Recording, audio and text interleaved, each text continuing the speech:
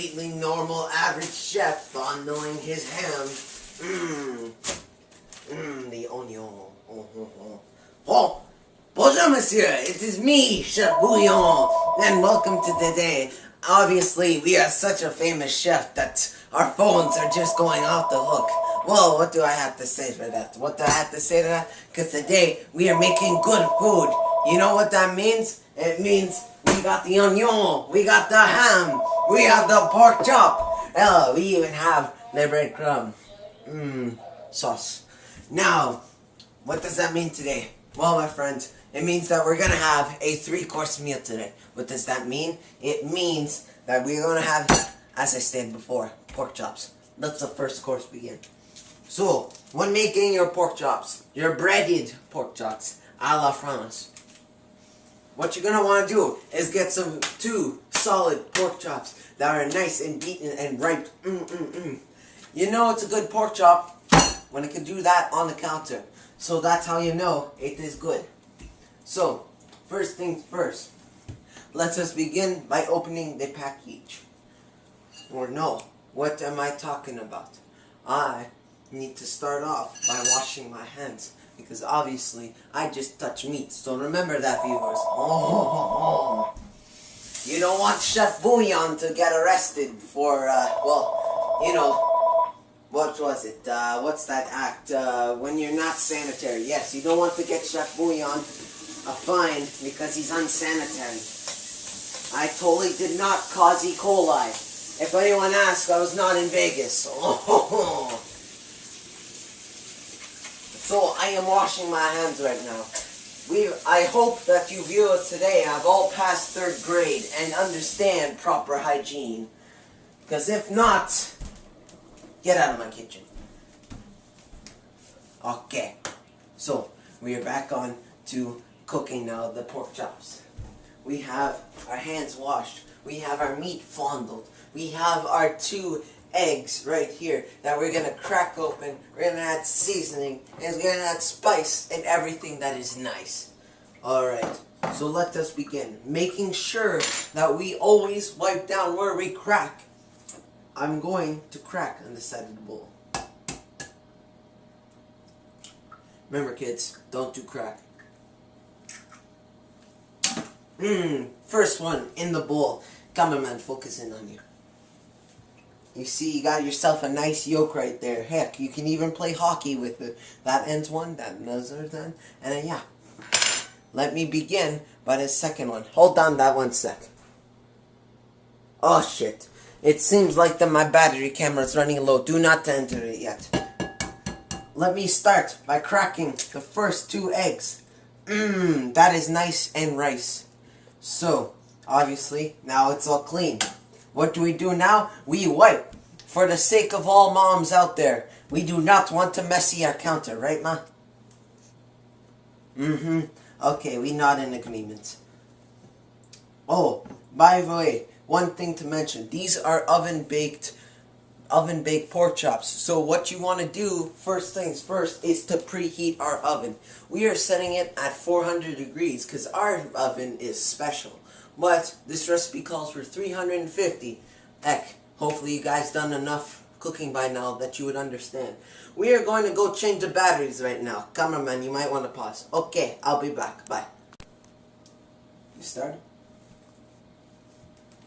Okay, so welcome back, folks. We're back here with Chef Bouillon cooking his pork chops. When of course we had a pair of crap batteries. These garbage. You think you change them one, boom, they're dead. This is what happens when batteries are made by Americans. So, obviously, first things first, what you need to do, since I did go out of the kitchen and I did look all over for batteries, I will need to wash my hands again. So, let us do so. Make sure you get lots of soap. Nice and soapy. But remember, you don't want to have saucy hands. Because that's just a massacre.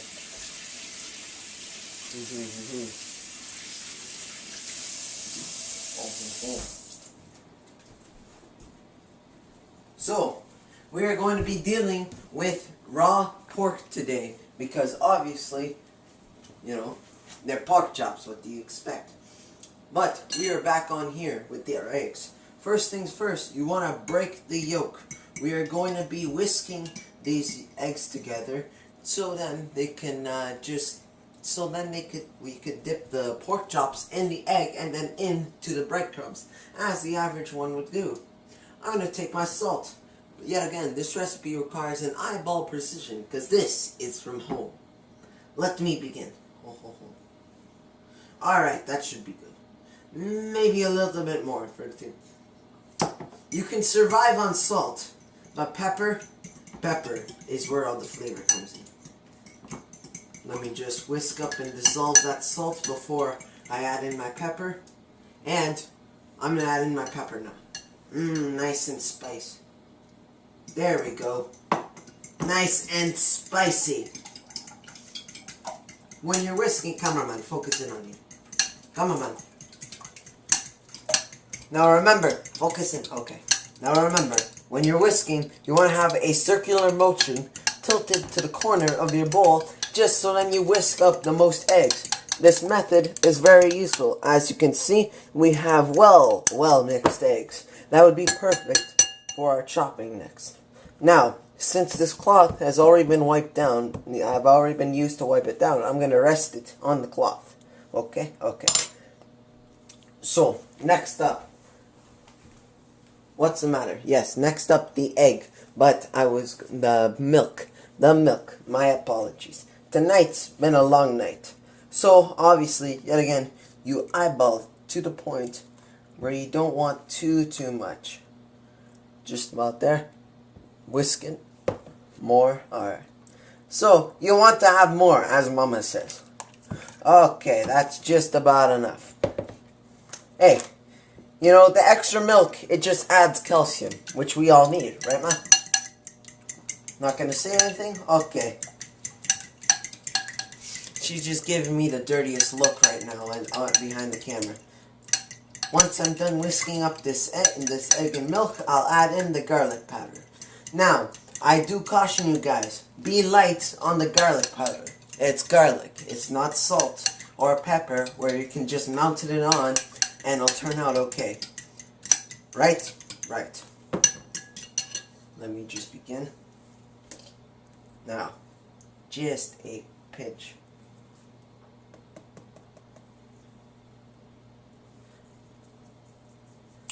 There we go. Just about that. You know when you start smelling the garlic that you've added just enough. This is actually smelling tasty. Alright. So, will you please excuse me for 1 second while I grab a Kleenex and rewash my hands because obviously sanitary matters. You don't want to be shut down by health safety.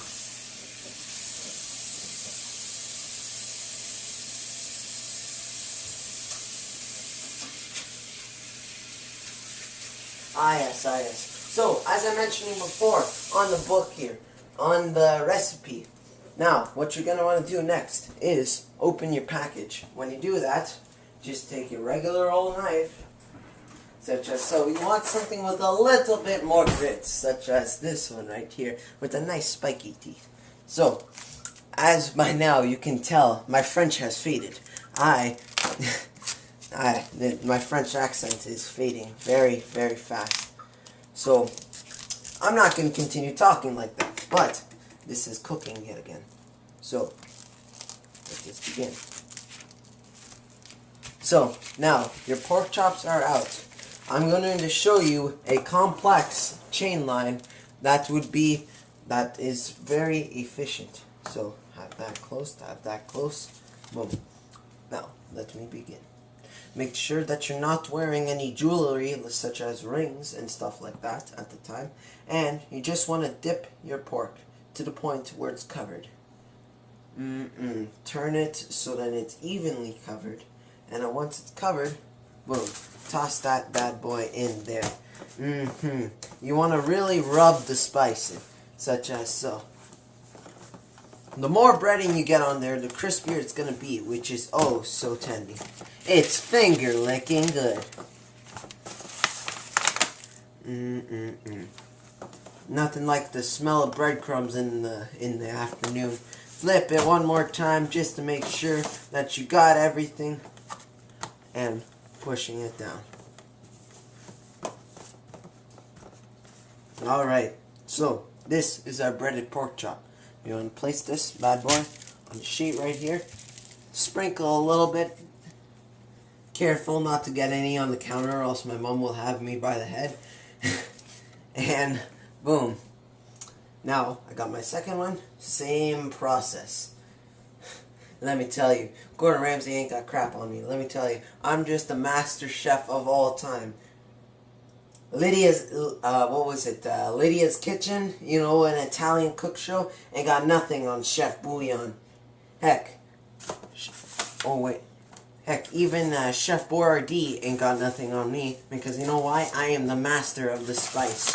He may be a meme, but I am a legend. You gotta push that in.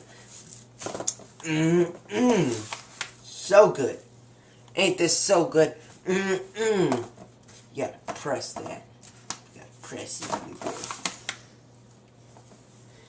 So, by this point of the video, you can see that my mother is already livid. That's alright. We're getting to this. Boom. Now, I'm going to cut the camera now because obviously you've seen me bread 2 pork chops. There's really no point in breading some more. Come on, man. I'll talk to you soon. Okay, goodbye. Okay, my fellow viewers. Welcome back. So, recap. We had just breaded 3 pork chops. And now we had slapped these bad boys in the oven. Now, 3 key notes you need to do. First things first, as we did first. We always have to not only keep track of time, but also at what temperature you set your oven at. Because some temperatures on some recipes may call for 350, when really ours is more of a 400 kind of oven, just because digital clockwork and all that kind of stuff, which I won't get into. But now that those are in the oven, they generally cook for half an hour. Or you can modify this recipe if you want to. It's a very loosey-goosey recipe, but still very, very good. Now, next off, we are going to be making our peas, ham, and onions, which is a commonly French thing. But, so first things first, you need to grab good old Reliable from your arsenal. Then, you slap her on the stove. Put it on high at first just to preheat it. Only for a couple minutes. Do not leave it on high. Once that preheats, I'll add in a good spoon. All of it? Oh my goodness. I am putting this much butter in my peas and ham, which maybe is not the healthiest, but that's alright. So, first things first, you peel your onion, you split it in half, then you dice your onion. First things first, start off by cutting the rings, making sure your fingers are nowhere near it, and yeah, you always cut on a solid surface. You don't want to be cutting on no little microwavable TV tray. So once these are all nice and stringed, once you microwave all these little strings here, then you get it to the side and begin dicing. Now I like to cut with the ring because then it just saves me a little bit less time with chopping. Now see how when I cut it against the ring, then it cubes out into these small little chunks. The smaller your onion is, the better it'll become. But you can also just use it like so, for time's sake.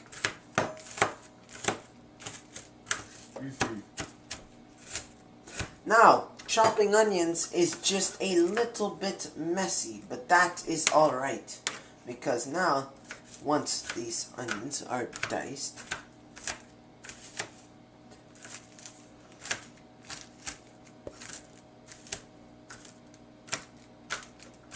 alright.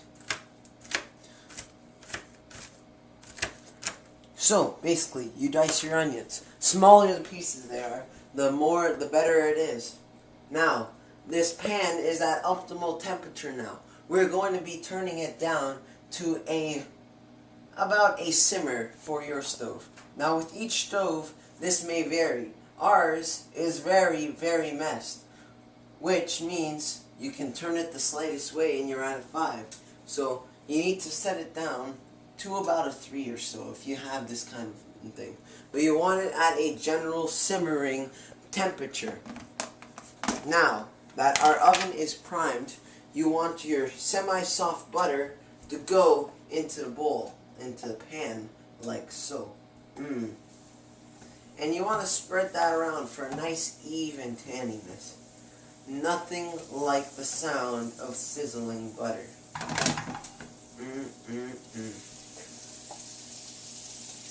Remember, be thorough with this because we never waste our butter here. Once that's began, you add in your onions for flavor. Remember, the smaller your onions are, the more flavor you want. Right? Right. So, making sure that we have every last onion because we do not waste food here at Bouillon's Palace. We stir up our onions into a nice little simmer.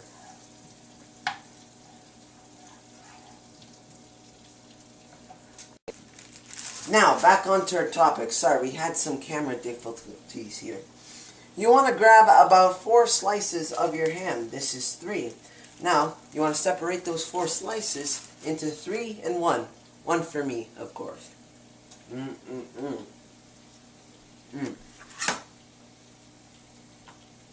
Dan, you like them?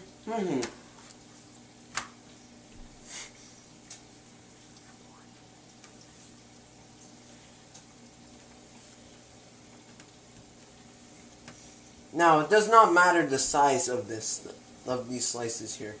Just the fact is, if you stay somewhat consistent, which these are obviously not, that's alright. It only means that's homemade.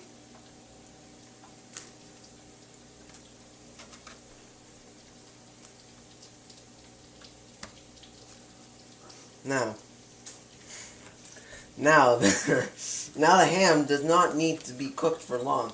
You know, you just want a good amount that is nice and square. You know, it's nice and hot. It's ready, hot and ready.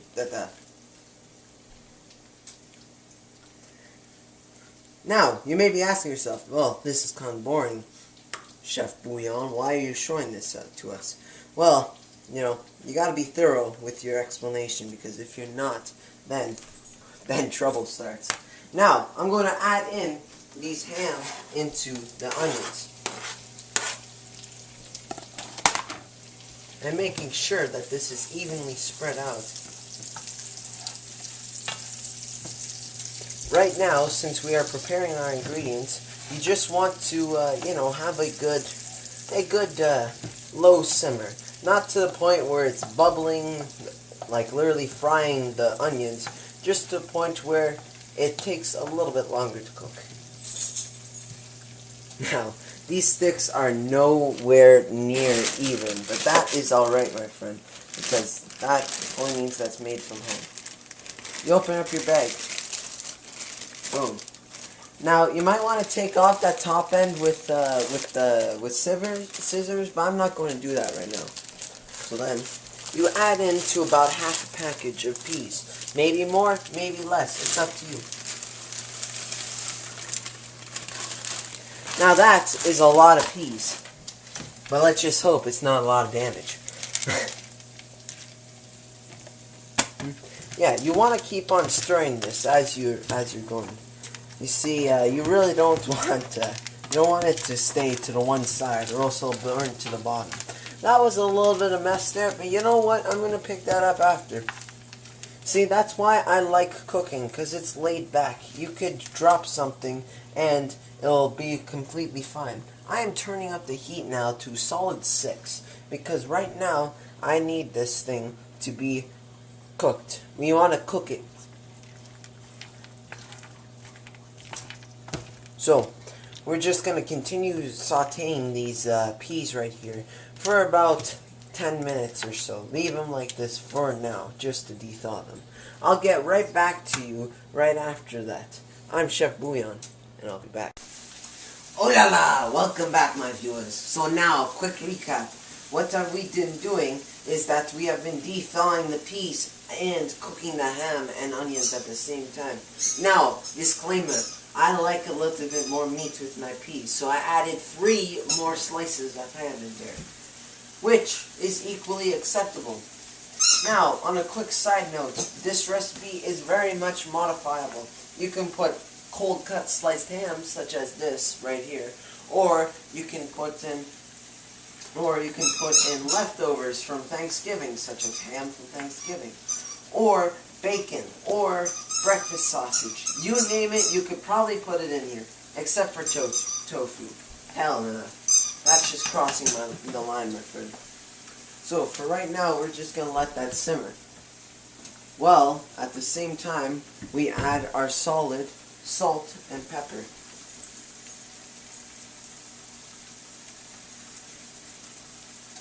Alright, so now, put in the pepper. Alright. So, now that you're back with the salt and pepper right here, we put it back into our very spicy, nicey cabinet right here, and we pull out our granulated garlic. A lot of these French recipes are mainly just garlic, salt, and pepper, and that's really all you need.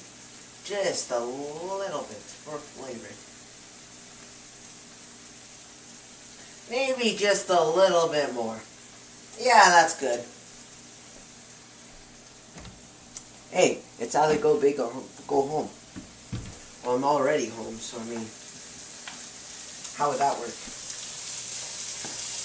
So, while you're cooking these bad boys up, you want to stir them thoroughly.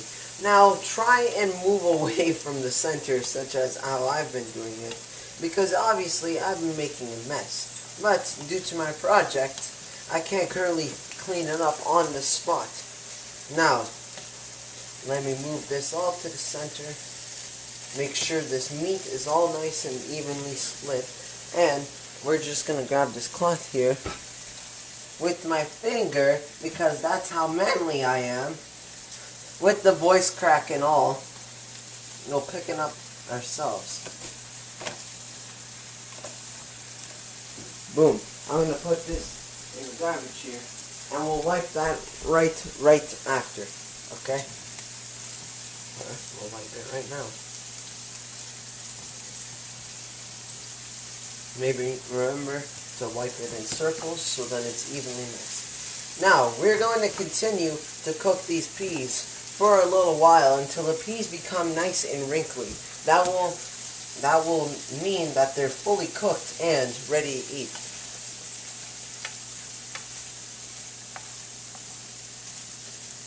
So, let me just stir this up a little bit more. And I know what you've been thinking. Well, Chef Bouillon, watching you cook these peas may be satisfying, but you know, this is kind of boring right now. It might be a little bit long. Well, if it's too long for you, too bad. You can cut the video. Who cares? I won't take offense to that. But I probably should cut my video now for now. They'll be simmered. You want these to simmer for about, as I mentioned before, until the peas become wrinkly and nice, which would indicate that they're nice and cooked. I'll be right back. And yeah, Marquise is just in the background. Okay, so let us begin now. We are making our basic olive oil and balsamic vinegar salad. Even though today we're making an exception, we have a luxury straight from you know, the wine cellars of France. This is red wine vinegar. To be specific, homemade red wine vinegar. This is good stuff right here. Let me smell. That is the good stuff right there. So, first things first, what you want to start off is adding your salt and pepper. Not too much salt. You don't want to, like, that should be a little bit, maybe just a little bit more, but like now that's enough. Salt is just to give it flavor, but pepper, you need pepper to survive, which is just about good right there. Now, I'm going to give these a little stir, just a little, to make sure that everything's nice and spread and even. Next thing you want to do is add in your extra virgin olive oil. Now, what's the difference between extra virgin and regular olive oil is extra virgin is filtered, I believe, 3 times of all its purities. Now that, my friends, is your fun fact for the day. Yeah, that should be just about good. Unless you're a die-hard France and you like yourself a greasy salad. Now, you wanna splash this bad boy in there. Whoa, alright. That's enough flavor right there. We don't want to get ourselves drunk now. I mean, it's a Monday. Can you just imagine what tomorrow would bring? Now, once you're in there, you want to start tossing your salad. Now, generally, you can do this with 2 tongs, and, you know, it works somewhat better. But I'm doing this with the 1 tongs. I'm using the claw, grab, twist method. Just simple. You just grab the bottom, flip it to the top, and everything falls into order. This smells good right about here. Now, you can tell this is a simple, fresh salad that would obviously bring a hearty mix to your day. And by the way, for those of you who are asking, I am using a iceberg red cabbage and carrot mix. It is very cheap, but it's very fresh and comes pre-washed, which is perfect for our video. This is a very good mix. Good shit, good shit. Alright, so cameraman, focus in with me. Come on. Let's go, we don't have all day. This is our pre-cooked peas. That salad is good. Now, this is what your peas would look like once they're fully cooked. And we are just about ready for our meal. Alright, cameraman, focus back into me. So, ladies and gentlemen, in our next section, we are going to be putting all our meal together and setting the table. I'll talk to you soon. Okay, welcome back, my viewers. Okay, so now we need to do the most important part of the video of all, and that is to set our table. Now, say hi to Marquise. Hi. Okay, that was just a little treat for your day. So first things first, you want your placemat. Boom. I am having a dinner for 2, so I am going to set up 3 placemats, 1 for the center. Oh, surprise, I'm setting up 4 because, you know, we got that extra large pan. And now the one thing I'm missing from here is utensils, plates, and of course a candlelight dinner. But I am currently out of candles, so we're just going to have to improvise. Okay, so my fellow viewers, now with any crucial chef bouillon meal, you need your coffee. I need my coffee. I always go for my signature blend, Folgers. This is good stuff, and at a fair price. I have my French Prince, and you know it's French because it actually works, and it's just a good format right here. So let me just get started, opening the thing. That smells good. Now, I'm going to hand the camera over to the cameraman so then he can show you on you know, scooping out the coffee. It's good stuff. It really is. Now, I love coffee, personally. In fact, when I was about, 8 years old? No, younger. I was 4. So, I was 4 years old. I was lost in the grocery store. My dad was just off going to grab some supplies when I found the coffee section. Now, I love the smell of coffee. I found that it was very, very, very good. When I found a coffee bean on the counter, and I decided to smell it. Well, I kind of took it to a little bit too far because I ended up cramming the bean up my nose, which was actually kind of gross. Luckily, my dad was there at the time, and he blew out the nose, and yeah, I'm still here to this day, which is one main reason why I love coffee so much. Also, quick cut back. Say hi, Marquise. This is what our meal is starting to look like. It looks very good. Very. Oh, I have my coffee already made. I poured myself a glass, added sugar, and now it's at the table. Now, the pork chops are out of the oven, and my table's set. My workspace is cleaned to the bone. There's just simply some other things.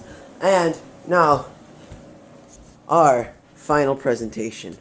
We have ourselves a simple olive oil and vinegar salad, which is quite good. You have yourself the ham with peas, and you have yourself some finely breaded, golden brown, tender licking, extra chickeny, finger licking good pork chops right there. And of course, my cup of coffee. And my good old blue mug. So anyways, I am Chef Bouillon. This has been Cooking with Chef Bouillon and making breaded pork chops. Now, for those of you who are watching this video, on behalf of my accommodating, the taste review will be on the document that is currently playing off of. So yes, I hope you enjoyed. Goodbye.